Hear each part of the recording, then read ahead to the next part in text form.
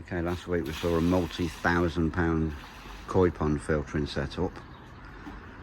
Now this is not a koi pond, but can you imagine the bio load from that many fish, plus a load more that have died of late? And that's the pond that they've come out of.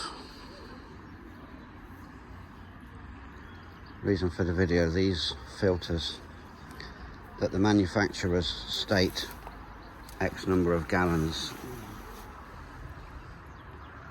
with 30 pieces of plastic in the bottom and a load of sugar cube sized sponges are criminally inefficient. So my suggestion is always to replace any media that you get inside these with a sintered glass media like Biohome.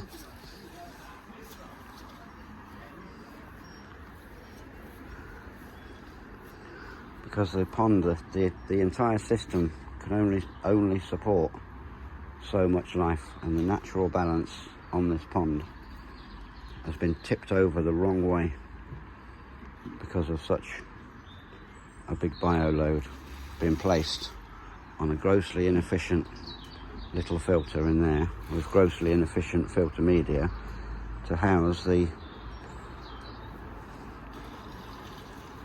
Nitrobacter and Nitrosomonas bacteria to process the wastes from the fish, the bio load. Quite a common story. Customer's just gone off to get a load of plants to put all around this shelf that we can see. It's been fiberglassed, incredibly slippery with that biofilm. We don't do a pond sterilising service, this is cleaning, so we've flushed the dirt out that was being held within the biofilm, and that's now being removed. We can get ready to fill the pond back up,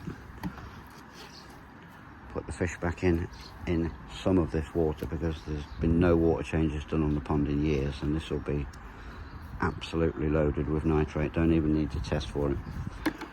It'll be crazy. No frogs today, Luce? Thank God.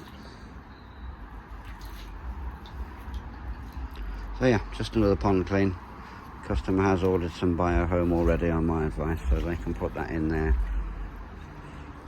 Or what I'm suggesting, just leave it in the pond for a few days and then switch it over to the filter, or replace half of that filter media with the Biohome in 1 month, and then next month just put the other half in. Pretty standard practice. And another pond cleaned out and saved, because when the customer said they've lost 30 or 40 fish, imagine 30 or 40 more fish in there. I spoke to the customers yesterday. He drew out how the pond works on like a big board, and then when we see the actual number of fish, it's like, yep. And then once we investigate inside that filter, it's boom, that is absolutely what the problem has been. It's hopefully not too much damage has been done. So when the fish have been dying off, they've been segregating, separating themselves from the rest of them, hiding away in one part of the pond and then dying. But as for what I can see in here, don't look too distressed. So when these fish go back in, Brian and Jill, minimal feeding. Don't want to put a massive bio load back on that filter that, again, it's been cleaned out, not fully sterilised. Keep what little bacteria there is clinging to the surface of it. So poor quality plastic filter media that the filter bacteria cannot get a grip on too well, versus the massive internal surface area of sintered glass. Should be able to support the bio load of this number of fish in this size pond with this surface area, with the number of plants that are going. It's all about a natural balance, and on this particular pond that balance has been tipped over the wrong way and almost to a crash.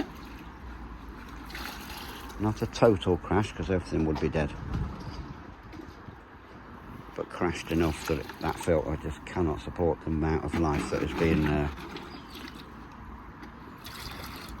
demanded of it.